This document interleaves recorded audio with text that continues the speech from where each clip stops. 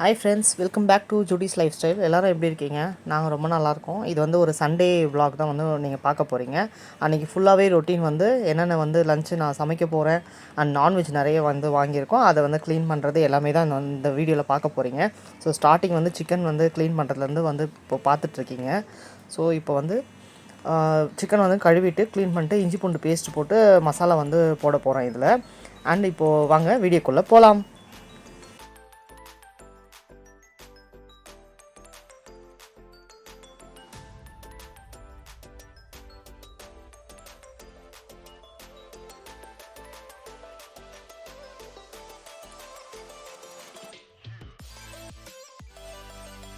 So first எடுத்ததும் chicken வந்து wash பண்ணி வந்து எடுத்துட்டேன். சிக்கன் வந்து 1-1.5 கிலோ வாங்கிட்டு வருவாங்க எப்போவுமே. ஸோ அதை நான் பாதியாக தான் பிரிச்சுருவேன். அண்ட் சதையாக இருக்கிறது வந்துட்டு 65 மசாலா வந்து இஞ்சி பூண்டு பேஸ்ட்டு போட்டுட்டு ஆச்சி சிக்கன் 65 மசாலா தான் வந்து யூஸ் பண்ணுறேன். ஸோ அது வந்து ஒரு 1.5 பேக்கெட் பக்கம் காரத்துக்கு ஏற்ற மாதிரி வந்து நான் போட்டுக்கிறேன். அண்ட் அதில் வந்துட்டு அரிசி மாவு வந்து ஒரு 1.5 ஸ்பூன் பக்கம் போட்டுக்கிறேன்.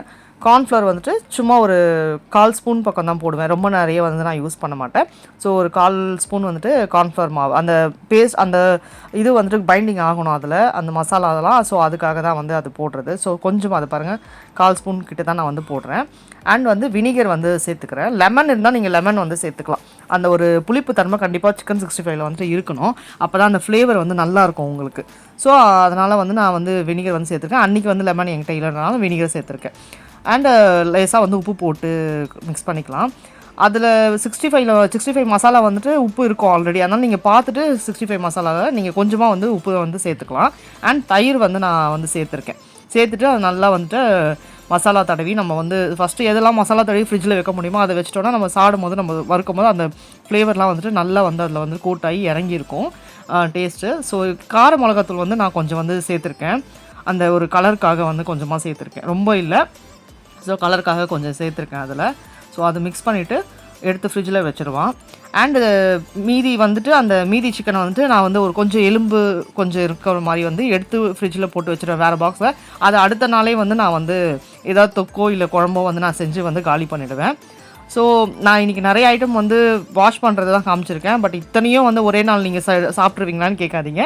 அத்தனையும் நான் ஒரே நாள் வந்து சாப்பிட மாட்டோம். அந்த வீக்குக்கு நான் வச்சு வந்து காலி பண்ணிடுவேன். ஃப்ரீசரில் நீங்கள் வந்து நல்லா வாஷ் பண்ணிவிட்டு மஞ்சத்தூள் உப்பு போட்டுட்டு ஃப்ரீசரில் வச்சுட்டிங்கன்னு வச்சுக்கோங்களேன், எவ்வளோ நாள் வேணாலும் அதாவது எவ்வளோ நாள்னால் அது 1 வீக்குக்கு நல்லாவே இருக்கும். அது ரொம்ப இதுவாக. பட் மோஸ்ட்லி சிக்கன் மட்டும் உடனே வந்து காலி பண்ணுற மாதிரி பார்த்துக்கோங்க. நான் 65க்கு வந்து மசாலா சேர்த்து வந்து வச்சுருக்கேன். அண்ட் மீதி சிக்கன் வந்து இங்கே பாருங்கள், அதில் வந்து நல்ல மஞ்சத்தூள் வந்து கொஞ்சம் எலும்பாக வந்து தோலை வந்து எடுத்திருக்கேன். ஸோ அதில் கொஞ்சமாக வந்து மஞ்சத்தூள் போட்டு மிக்ஸ் பண்ணிவிட்டு நான் வந்து ஒரு பிளாஸ்டிக் பாக்ஸில் போட்டு ஃப்ரீசரில் வந்து போட்டுருவேன். அடுத்த நாளே வந்துட்டு நான் அதை ஏதாவது ஒன்று செஞ்சு சாப்பிட்ருவோம். பட் இப்போது நான் இந்த வீடியோ கொடுத்துட்டு இருக்கும் போது அந்த சிக்கன் வந்து காலி ஆகிடுச்சு. ஆக்சுவலாக மறுநாள் வந்துட்டு நான் சிக்கன் தொக்கு மாதிரி செஞ்சுட்டு சப்பாத்தி வந்து செஞ்சுருந்தேன். ஸோ அது வந்து அந்த சிக்கன் வந்து காலி. ஆக்சுவலாக 65ம் வந்து காலி ஆகிடுச்சு. அண்டு 65 மசாலா போட்டதும் காலி, அண்ட் இதுவும் வந்து காலி. அண்ட் அதுக்கப்புறமா வந்து ஈரல் வாங்கிட்டு வந்திருந்தாங்க. ஸோ இப்போ ஈரல் வந்துட்டு வாஷ் பண்ணிக்கலாம். ஈரல் வந்து க்ளீன் பண்ணுறது ரொம்பவே ஈஸிங்க. சும்மா நார்மலாகவே வாஷ் பண்ணிக்கலாம். மேலே வந்து அந்த வெள்ளை கலரில் ஒரு லேயர் மாதிரி ஒன்று வரும். அதை வந்து நீங்கள் நார்மலாக இப்படி கையில் வச்சு இப்படி இது பண்ணாலே வந்து வந்துடும். அதை பாருங்கள், நான் காமிக்கப்பேன் கிட்ட. அந்த கிட்னி சொல்லுவாங்க இல்லைங்களா, அதுவும் அந்த ஈரல் வந்து ரெண்டுமே வந்து வாங்கிட்டு வந்திருந்தாங்க. ஸோ அது க்ளீன் அது மேலே தான் அந்த லேயர் வந்து எடுக்கிறது வந்து ரொம்ப ஈஸி. நம்ம சும்மா கையில் வச்சு இப்படி சாஃப்டாக தான் இருக்கும். எடுக்கும் போது அந்த வெள்ளை கலரில் வரும். அதை எடுத்துட்டிங்கனாலே அவ்வளோதான். சும்மா ஒரு 4-5 தடவை நல்லா வாஷ் பண்ணிவிட்டு மஞ்சத்தூள் போட்டு நல்லா வாஷ் பண்ணிவிட்டு எடுத்துட்டோன்னா வந்து அது ரெடி ஆகிடும். அது வந்து அந்த இது கொஞ்சம் பெருசாக இருந்தனால நான் வந்து 2 பீசஸாக வந்து அதை நான் போட்டுக்கிறேன். இது மோஸ்ட்லி ரொம்ப வந்து உடம்புக்கு நல்லதுங்க. வயிற்று புண்ணு இருக்கிறவங்க அந்த ரொம்ப வயிறு சம்மந்தப்பட்ட எல்லா ப்ராப்ளமுக்கும் வந்துட்டு இது ரொம்ப நல்ல ஒரு இதுவாக இருக்கும். பெப்பர் பவுடர் மட்டும் தான் நான் வந்து போட்டு செய்வேன். அது வந்து இன்னமும் வந்து உங்களுக்கு நல்லது உடம்புக்கு. டெலிவரி ஆனவங்க கூட நல்லா வந்து இது சாப்பிடலாம். ரொம்பவே நல்லது உடம்புக்கு இது.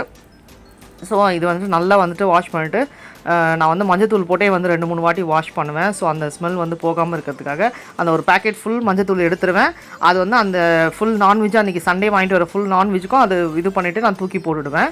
அந்த மஞ்சத்தூள் கரெக்டாக காலி ஆகிடும். அது பாருங்கள், நல்லா வாஷ் பண்ணியாச்சு. அண்ட் அதை எடுத்து வச்சாச்சு வாஷ் பண்ணிவிட்டு. அப்புறம் எறா வந்து வாங்கிட்டு வந்திருந்தாங்க. எறா வந்து எப்பவுமே வந்து கொஞ்சம் நிறைய தான் வாங்குவாங்க. ஸோ ஏன்னா அந்த எறா வந்து எப்படி செஞ்சாலும் அது கொஞ்சமாக சுருங்கிடும்ல. அதனால் அது பாருங்கள், அது க்ளீன் பண்ணுறது ரொம்பவே ஈஸிங்க. அது க்ளீன் பண்ணி தான் நான் வாங்கிட்டு வர சொல்வேன் மோஸ்ட்லி. ஸோ அந்த தோல் உரிச்சு எடுத்துகிட்டு வந்துடுவாங்க. அந்த பின்னாடி அந்த நரம்பு இருக்கும் பார்த்திங்கன்னா, அதில் வந்து கீழ்ப்பகுதியில் எறாவோட கீழ்ப்பகுதியில் வந்துட்டு அந்த நம்ம நகம் வச்சு இப்படி இழுத்தாலே வந்து ஈஸியாக வந்து அந்த இது வந்துடும், அந்த நரம்பு. ஸோ அந்த நரம்பை எடுத்துகிட்டு செய்யுங்க எப்போவுமே. ஏன்னா அது அவ்வளோ வந்து உடம்புக்கு கெடுதி. அதனால் வந்து நிறைய ப்ராப்ளம்ஸ் வந்து வரும் நீங்கள் வந்து அது சாப்பிடும் போது. அதனால் தயவு செஞ்சு அது ஒரு கழிவு மாதிரி தான் எறாக்கு. ஸோ அதை கண்டிப்பாக எடுத்துகிட்டு க்ளீன் பண்ண. ஒரு சிலர் வந்து எடுக்காமல் செய்வாங்க. நான் மோஸ்ட்லி இதுலலாம் போய் சாப்பிடும் போது கூட பயப்படுவேன், ஹோட்டலில் சாப்பிடும் போது கூட எறா. ஆனால் இந்த சைடு வந்து ஈரல் வந்து ரெடி ஆகிடுச்சு. ஒன்றுமே இல்லைங்க, கடாயில் எண்ணெய் ஊற்றிட்டு ஹோல் கரம் மசாலா, பட்டை, லவங்கம் அதெல்லாம் வந்து போட்டுட்டு ஈரல் வந்துட்டு வெங்காயம் போட்டுட்டு இஞ்சி பூண்டு பேஸ்ட்டு போட்டுட்டு அண்டு ஈரல் வந்து போட்டுட்டு நான் சிம்லேயே வந்து வச்சு அதை அந்த கொஞ்சம் வேகிற வரைக்கும் விட்டுடுவேன். வெந்ததுக்கப்புறம் லாஸ்ட்டாக நல்ல நிறைய ஒரு 3 ஸ்பூன் பக்கம் பெப்பர் பவுடர் போட்டு இறக்கிட்டிங்கன்னா சூப்பரான ஒரு ஈரல் வந்து ரெடி ஆகிடும். அண்ட் இந்த சைடு மட்டன் குழம்பு, அது ஆஸ் யூஷுவல் நிறைய பேருக்கு தெரியும்னு நினைக்கிறேன். ஸோ முருங்கைக்காய் போட்டு மட்டன் குழம்பு வந்து ரெடி ஆகிட்டுருக்கு. மட்டன் வந்து ஃபஸ்ட்டே நான் வந்து கழுவிடுவேன். எப்போ வந்துட்டு என்ன நான்வெஜ் வாங்கிட்டு வந்தாலும் மட்டன் தான் வந்து ஃபஸ்ட்டு வாஷ் பண்ணுவேன். ஏன் அப்படின்னாக்கா அது வந்து குக்கரில் ஃபஸ்ட்டு ஏற்றிட்டு அன்றைக்கி மெயின் குழம்பு டிஷ்ஷாகவே வந்து மட்டன் குழம்பு தான் இருக்கும். ஸோ மோஸ்ட்லி சண்டே ஆனால் அதனால் ஃபஸ்ட்டு வந்து அதை குக்கரில் ஏற்றணுன்றதுக்காக அது கூட வந்துட்டு மட்டன் கூட நான் நிறைய வந்து செய்ய மாட்டேன். நிறைய வாங்கிட்டு வந்தாங்கன்னா அதில் பாதி வந்து எடுத்துகிட்டு பாதி வந்து எடுத்து வந்து உள்ளே வச்சுருவேன். மீதி தான் வந்துட்டு வாஷ் பண்ணுவேன். இப்போ வந்து எறா வந்துட்டு க்ளீன் பண்ணிகிட்ருக்கேன். பொண்ணு குளிச்சுட்டு வந்துட்டு வாவுன்னு சண்டை போட்டுட்ருக்கலாம், கராத்தே போட்டுட்ருக்குது, நின்றுட்டாங்க கேமராவை பார்த்துட்டு. ஸோ வந்து எறா வந்து க்ளீன் பண்ணிட்டாக்கா அண்ட் மீன் வந்து இருக்குது. அதுக்கப்புறமா அதுவும் வந்து வாஷ் பண்ணிவிட்டு மசாலா போட்டு வச்சிட்டோன்னா வந்து அன்றைக்கி லஞ்சு வந்து முடிஞ்சிடும். பொட்டு வந்து விழுந்தது கூட தெரியாமல் நான் வந்து வேலை செஞ்சிட்ருக்கேங்க. வேர்வையில் பொட்டே காணும் பொழுது நெத்தியில் அதை நான் கவனிக்கவே இல்லை. அப்புறம் அவள் எடுத்துகிட்டு வந்து வச்சுட்டு பொட்டு வேடினா நெத்தியில் அடிச்சுட்டு போகிறா பொட்டை வச்சுட்டு. ஸோ வந்து இதுதான் அந்த இதுவெல்லாம் வந்துட்டு வாஷ் பண்ணிவிட்டு இப்போ வந்து ரெடி பண்ணிகிட்ருக்கேன்.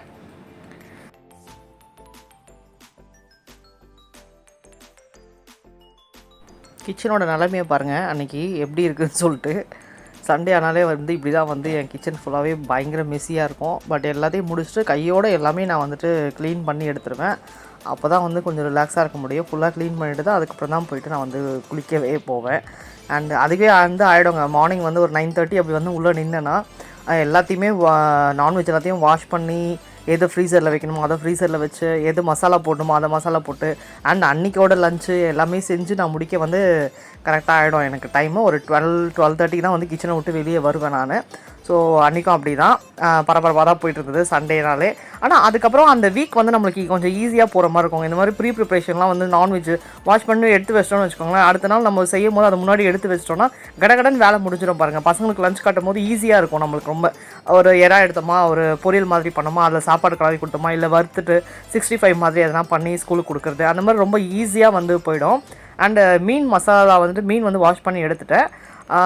மசாலா வந்து போடுறதுக்காக இஞ்சி பூண்டு பேஸ்ட்டு போட்டிருக்கேன். அண்ட் குழம்பு மிளகாத்தூள் வந்துட்டு எவ்வளோ வேணுமோ காரத்துக்கு ஏற்றது நான் வந்து சேர்த்துருக்கேன். அண்ட் இதுக்கும் வந்து நான் வந்து அந்த வினிகர் போடுறேன். வினிகர் போடும்போது அந்த மீனில் அந்த ஒரு ஸ்மெல் வரும் இல்லைங்களா, அந்த ஸ்மெல் வந்து இல்லாமல் இருக்கும். இதுக்கும் வந்து நீங்கள் புளி இல்லைன்னா வந்து லெமன் வந்து சேர்த்துக்கலாம். அண்ட் அன்றைக்கி அதான் லெமன் இல்லைன்னா நான் வந்து வினிகர் வந்து சேர்த்துக்கிறேன். அண்ட் உப்பு தேவையான அளவு உப்பு போட்டுட்டு தண்ணி ஊற்றி நல்லா அது வந்து ஒரு பேஸ்ட் மாதிரி நல்லா பிசைஞ்சு எடுத்துகிட்டு மசாலா வந்து அதில் வந்து தடவி வந்து வச்சிடலாம். அண்டு மீன் வந்து மோஸ்ட்லி நாங்கள் அந்த வவ்வால் இல்லைன்னா வஞ்சரம் மீன் இது 2 தான் வந்து சாப்பிடுவோம். குழம்பு மீன் குழம்பே வந்து சாப்பிட மாட்டோம். இந்த வறுத்தா மட்டும்தான், அது கூட இந்த 2 மீன் மட்டும்தான் வந்து நாங்கள் சாப்பிடுவோம். அதை வந்து பழகிடுச்சு. மீனே வந்து லேட்டாக தான் நாங்கள் சாப்பிட ஆரம்பித்தோம். முன்னாடி வந்து மீன் பிடிக்காது, யாருக்குமே சாப்பிட மாட்டோம். நானும் வந்து சின்னதுலேருந்து மீன் சாப்பிட மாட்டேன், ஹஸ்பண்டும் சாப்பிட மாட்டாங்க. ஸோ பசங்களும் வந்து அப்படியே வந்து இருந்துட்டாங்க. ஸோ அவங்களுக்காகவே நான் இப்போ வந்து இந்த மீன் வாங்கி வந்து வறுக்க ஆரம்பிச்சிருக்கேன். ஸோ அவங்க வந்து இப்போ சாப்பிட்றதுனால இந்த மீன் மட்டும்தான், அதை வறுத்த மீன் மட்டும்தான் வந்து நாங்கள் வந்து ஃபேமிலி எடுத்துப்போம். வேறு எதுவுமே வந்து சாப்பிட மாட்டோம். மீன் வகையில் சொல்கிறேன் நான். அண்ட் எல்லாமே வந்து மசாலா போட்டுட்டு நல்லாவே வந்துட்டு எடுத்து ஒரு டப்பாவில் போட்டு ரெண்டு பார்ட்டிஷனாக வந்துட்டு பிரித்து டப்பாவில் போட்டு வச்சுருவேன். பிளாஸ்டிக் பாக்ஸில் போட்டுட்டு சாப்பாடும் வந்து வெந்துடுச்சு. பார்த்தீங்கன்னா தெரியும், ஆஃப் பண்ணி தான் வச்சுருப்பேன் ஸ்டவ்வு. ஆனால் இதுவாகிடுச்சு, வெந்துடுச்சு ஸ்டவ். அதான் ஒரு கொதி வந்தோம்னா ஆஃப் பண்ணிவிடுவேன் நான். அதுக்கப்புறம் அதுவாகவே வெந்துடும். கொஞ்சம் நேரம் ஆன் பண்ணிவிட்டு ஒரு 2 மினிட்ஸ் வச்சுட்டு வடிச்சிடுவேன் சாப்பாடு. அண்ட் எறா வந்து தொக்கு வந்து செய்யறதுக்காக வந்து நான் ரெடி பண்ணிகிட்ருக்கேன். நார்மல் எறா தொக்கு எல்லாருக்குமே தெரியும்னு நினைக்கிறேன். அதே தான் நானும் வந்து செய்வேன். புதுசாக ஒன்றும் வித்தியாசமாக ஒன்றும் செய்கிறது கிடையாது. எண்ணெய் ஊற்றிட்டு வெங்காயம், இஞ்சி பூண்டு பேஸ்ட்டு அண்ட் தக்காளி எல்லாம் ஸ்மாஷ் ஆனதுக்கப்புறமா மிளகாத்தூள், வீட்டு மிளகாத்தூள் அது வந்து சேர்த்துக்கிறேன்.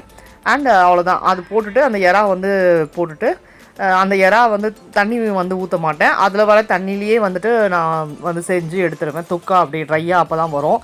ரொம்ப நம்ம தண்ணி ஊற்றிட்டோன்னா ஒரு மாதிரி சொதன்னு ஆகிடும். ஸோ அதில் தண்ணி விடுறதுலேயே வந்து செஞ்சு எடுத்துருவேன். அவ்வளோதான் வந்து எறா தொக்கு. சிம்பிளான எறா தொக்கு தான், பட்டு நல்லாயிருக்கும், டேஸ்ட்டு நல்லாயிருக்கும். நீங்கள் நார்மலாக ப்ளெயின் சாம்பார் அண்ட் ரசம்லாம் வச்சுட்டு சாப்பிட்டிங்கன்னா சூப்பரான டிஷ்ஷாக இருக்கும். ஸோ அன்றைக்கி வந்து எறா வந்து நிறையவே வாங்கிட்டு வந்திருந்தாங்க. அதனால் பாதி எறா வந்துட்டு நான் இந்த மாதிரி தொக்கு அன்றைக்கி தொக்குக்காக எடுத்துகிட்டு மீதி எறா வந்து எடுத்து ஃப்ரீசரில் வந்து போட்டு வச்சுட்டேன். பசங்களுக்கு வந்து ஒரு 2 டேஸில் அப்படி வந்து நான் செஞ்சு கொடுத்துருவேன். அதை காலி பண்ணிவிடுவோம். அவ்வளோதான், எறாவும் வந்து போட்டாச்சு. நீங்கள் கடவுள் நம்பிக்கை இருக்குது, கடவுள்கிட்ட ப்ரே பண்ணுறீங்கன்னா ஒரு 2 விஷயம் மட்டும் வேண்டிக்கோங்க. துரோகத்தை தாங்கிக்கிற வலிமையையும் நம்மளுக்கு வந்து கொடுக்கணும்னு சொல்லி ப்ரே பண்ணிக்கோங்க. அதுக்கப்புறம் அது நம்மளோட வெற்றி வந்து நம்மளாவே தேடி நம்மளுக்கு வந்து கிடச்சிரும். நம்ம வந்து தேடி போகணுன்னு இல்லை, தேடி வந்து கிடச்சிரும். ஏன் அப்படி சொல்கிறோன்னா, நாங்கள் ரொம்ப அனுபவிச்சிருக்கோம். நாங்கள் மீன்ஸ் நானும் என்னோடய ஹஸ்பண்ட் சொல்கிறேன். நிறைய துரோகங்களை சந்திச்சிட்ருக்கோம், சந்திச்சிட்டே தான் இருக்கோம். அண்டு அதை தாங்கிக்கிற வலிமையை வந்து கடவுள்கிட்ட வந்து நான் கொடுன்னு சொல்லி தான் நான் எப்போவுமே வந்து நான் ப்ரே பண்ணிப்பேன். அதுக்கப்புறமா வந்து சொன்ன மாதிரி வெற்றி வந்து நம்மளை தேடி வந்து அமைஞ்சிரும் அது மோஸ்ட்லி. ஸோ நிறையனா அதாவது ரிலேஷன்ஸு, ஃப்ரெண்ட்ஸை கூட நம்ம நம்பிடலாங்க. ரிலேஷன்ஸ் மூலிமா நான் வந்து ஒரு சில ரிலேஷன்ஸ் தான் நான் வந்து சொல்கிறேன். நிறைய பேர் எல்லா ரிலேஷன்ஸும் நான் வந்து இதில் குத்தி காமிக்க விரும்பலை. ஒரு சில ரிலேஷன்ஸெல்லாம் நம்ம வந்து நிறைய பாதிக்கப்பட்டிருப்போம். நம்ம லைஃப்பில் நிறைய வந்து துரோகங்களை சந்திச்சிருப்போம். ஸோ அதனால் வந்து நம்மளே வந்து நம்ம கஷ்டப்படுத்திப்போம். ஐயோ இது என்ன, இது இப்படி நடந்துருமோ, அது அப்படி நடந்துருமோ அப்படின்னு நம்ம யோசிக்கிறதுக்கு அதை பற்றி நம்ம யோசிக்காமலே வந்து இருந்துடலாம் இல்லைங்களா?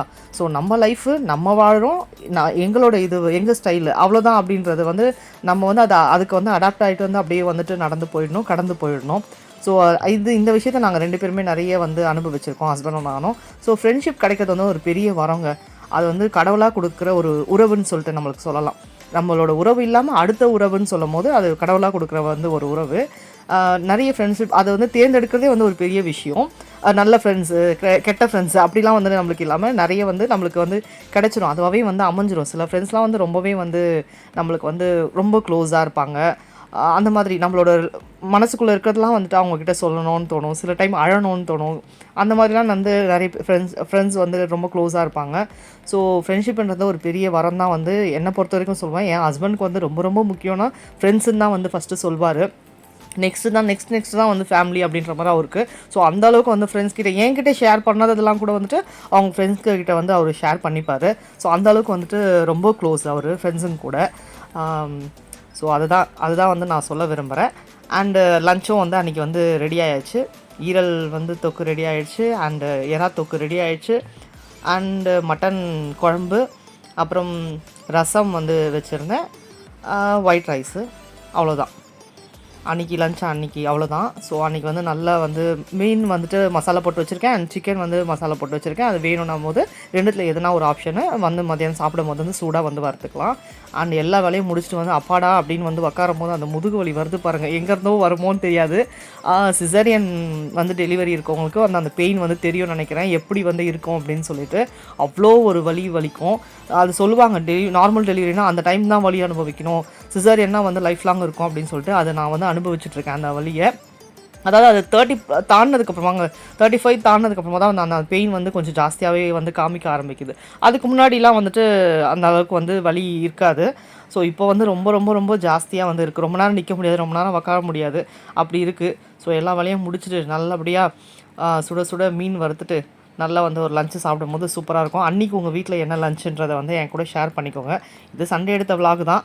ஸோ உங்கள் வீட்டுக்கு போடும்போது வந்து லேட் ஆகிடுச்சு. ஸோ அன்றைக்கி எல்லாமே வந்து சுட சுட ரெடி ஆகிடுச்சு. சண்டே மட்டும் தாங்க ஃபேமிலியோடு வந்து நாங்கள் வந்து உட்காந்து சாப்பிட்றது. இல்லைனா பசங்க ஸ்கூல் போயிடுவாங்க, நானும் ஹஸ்பண்ட் மட்டும் இருப்போம். சில டைம் நான் மட்டும் தனியாக சாப்பிடுவேன், அந்த மாதிரி நடந்துடும். ஸோ அன்றைக்கி சண்டே மட்டும்தான் வந்து ஃபேமிலியோடு நல்லா வந்து உட்காந்து ஒரு லஞ்சை வந்து சாப்பிட்றது.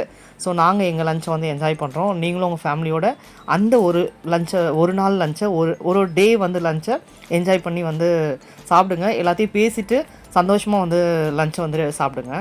ஹாப்பியான மூமெண்ட்ஸ்லாம் வந்துட்டு லஞ்சு சாப்பிடும் போது வந்து பேசுங்க. தேவையில்லாமல் சண்டையை போட்டு அந்த லஞ்சை வந்து சொதப்பிடாதீங்க. ஸோ இந்த வீடியோ அவ்வளோதான். உங்களுக்கு வீடியோ பிடிச்சிருந்தால் லைக் பண்ணுங்கள், ஷேர் பண்ணுங்கள், சப்ஸ்கிரைப் பண்ணுங்கள், அண்ட் பெல் ஐக்கானையும் கிளிக் பண்ணுங்கள். தேங்க்ஸ் ஃபார் வாட்சிங்.